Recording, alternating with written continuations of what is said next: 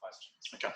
So you'll notice that on a Flippa listing, there is a always prominent contact seller button. And this doesn't bind you to anything. It is simply giving you an environment where you can ask questions. And those questions, you may have questions as to what you should be asking the seller. We put together a list of the 10 due diligence questions to ask the seller.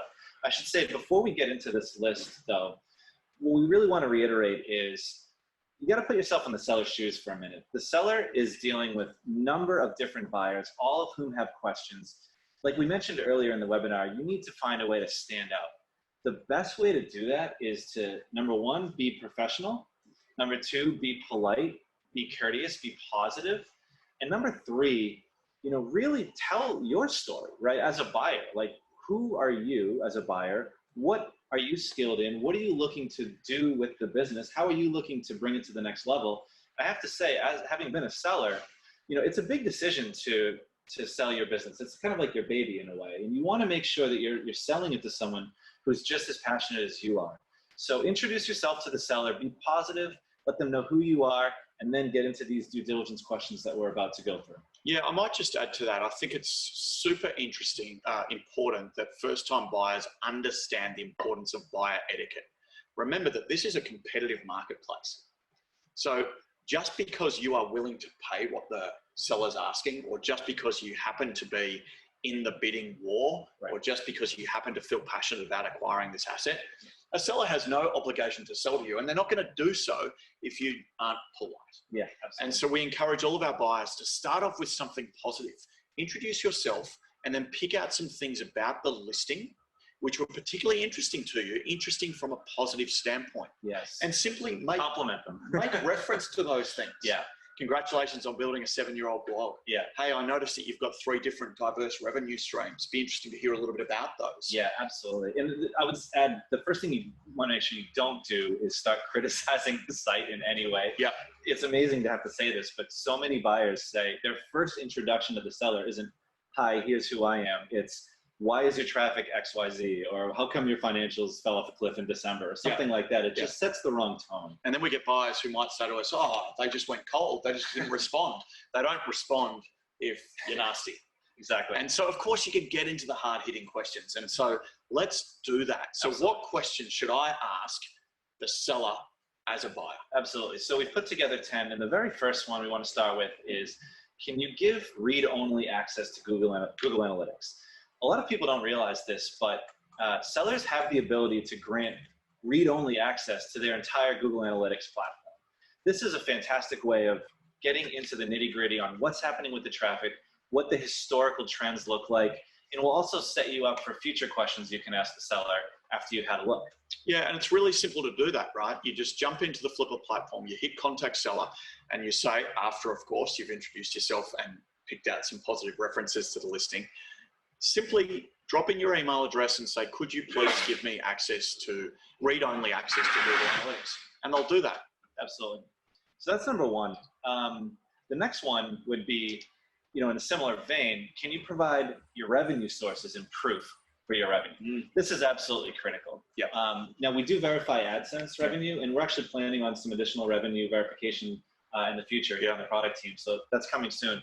But for right now, you're going to want to ask for proof for each revenue source. Yeah. Now, proof can come in a number of different ways. It can be screenshots, video walkthroughs. What do you recommend? What do you think? Yeah, I mean, depending on the revenue source, I still like to ask for read-only access. So if it's Amazon Seller Central, then you can ask for read-only access. Yep. If it's Shopify, you can ask for read-only access. Now, of course, if you're in the beginnings of the negotiation, I'd probably start by asking for a 12, however long the asset's been running for, be it 3 months, 6 months, 12 months, 18 months. I'd ask for a download of the prior X period, prior 6 months, prior 12 months. Excellent. So number 3, can you provide a breakdown of your costs? Right now, this is really important to understand the costs that go into each business. Now, with content sites and with dropship sites and FBA sites, the costs aren't usually that high, especially with content sites. You're usually looking at, $100 a year or so for hosting, that sort of thing. You want to make sure you understand how the money flows outwards. So is the seller paying content writers? Is the seller, paying for design and development? This is the kind of stuff you want to make sure you get a good handle on. Yeah, I think, costs are obviously important. One thing to bear in mind is that particularly for the asset sellers on the platform, which are selling multiple assets, they typically have aggregated costs. So they've got costs shared across multiple assets. So you specifically want to ask, what are the costs associated with this asset? Business. Yeah, exactly. Great. Number 4, how do you acquire your customers, right? This is a big one. Are they free from organic traffic or direct traffic? Are they paid? What's that makeup look like? And what marketing initiatives have you used in the past? I especially like the second part to the question. Yeah. Just flat out ask the seller, look, what have you tried in the past that's worked and what hasn't worked? Have you tried Instagram? Great. How did that go? What about email marketing? Really get into a dialogue with the seller and figure out what's working and what's not on the marketing front. Yeah, and remember we talked about why are you selling before. A lot of the time we find that sellers are selling because they've reached the maximum opportunity or potential that they have. Yeah. So they may not be experts in marketing. Maybe it's a developer, maybe it's an outstanding designer, maybe it's a writer.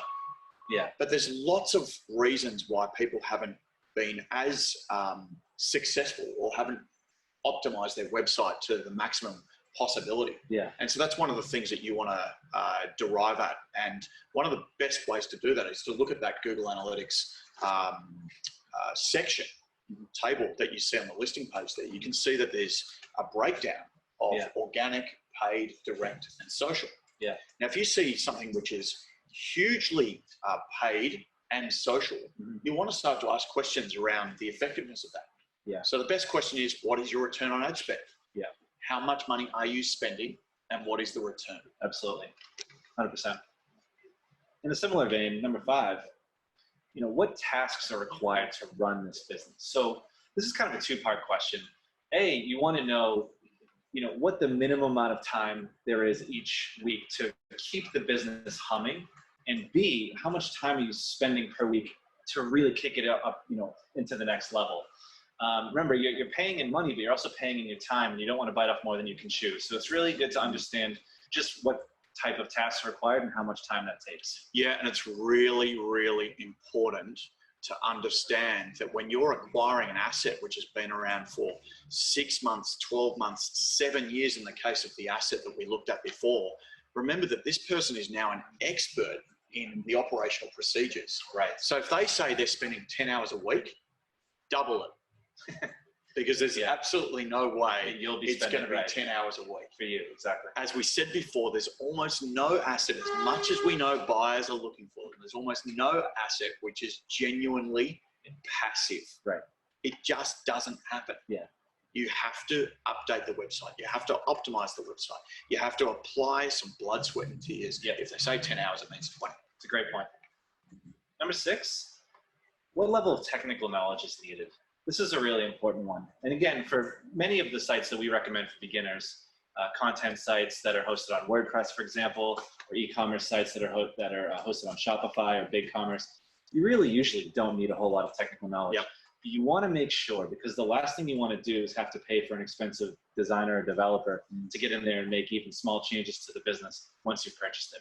Yeah, technical knowledge is important. I think the great thing about the cloud-based environment that we're living in these days is the platforms, Shopify, Amazon, WordPress, and other are making it super easy, aren't they? Mm-hmm. And Absolutely. so the great news is that probably one of the big reasons why there's so much interest in this asset class these days is because it's become easier than ever before to enter. Absolutely. Number 7.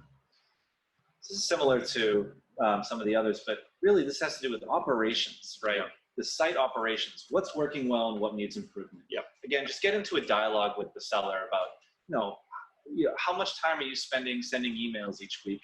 What is working there? What's not? Do you have an assistant? You really want to understand the operations of the business and figure out where you can improve. So on day 1, you don't waste your time. Yeah, my favorite question here is, are there any skeletons in the closet? This is a great time to ask that question and get a response from the seller around what they do well and what they don't do so well. And you'll find that a lot of the time people are really, really honest when you ask that question, but they're not necessarily going to put it in the listing. Mhm. And so you do have to ask it and you'll get an answer. Absolutely. Number 8.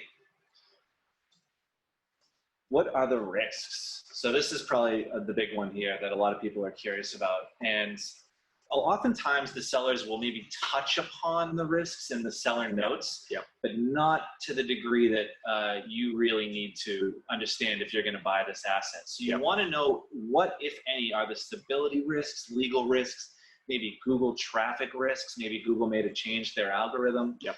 One way to kind of fish this stuff out is, again, look through Google Analytics, look through the revenue sources, Yep. and start to ask and formulate these questions on your own. This is a really important one. And it sounds like we're going through a lot here, but really it's 10 questions in a discussion forum. You'll get the answers pretty quickly and you can move on. Absolutely. Number 9, why are you selling? So again, we've talked about this quite a bit on this webinar. Not a whole lot more to say, but it's usually just a function of time or looking to raise capital. Sometimes you get an interesting story or two, but this one's usually less exciting than you'd expect. Yeah, and I think one of the opportunities when asking this question is just to figure out what they're not good at. Because if you can figure out what they're not good at, it's usually an area where you can optimize, and it's usually the reason why they're selling. And they'll flat out tell you, you know, I don't have the marketing chops to take this to the next level, etc. Last but not least, number 10, what is the best way to grow this business? So this is actually my favorite question. When I'm buying a site, I just ask the seller, look, if you were me stepping into this business on day one, what would you do to kick this up a notch? And you really want to get into a dialogue with the seller and start ideating, right? And get them on your side and start figuring out the best way to take that business to the next level. This is a really fun question. Yeah, it's super fun. And I think that this is really what will enable you to decide what you're willing to pay. And so we should talk about that a little bit, because what we find is that buyers are paying for performance, but looking for opportunity. Right. And so it's your opportunity to also educate the seller in that regard. Mm-hmm. So I'm not going to necessarily pay for the ways in which you think I can grow it, mm-hmm. but I am going to pay for what you've done to date.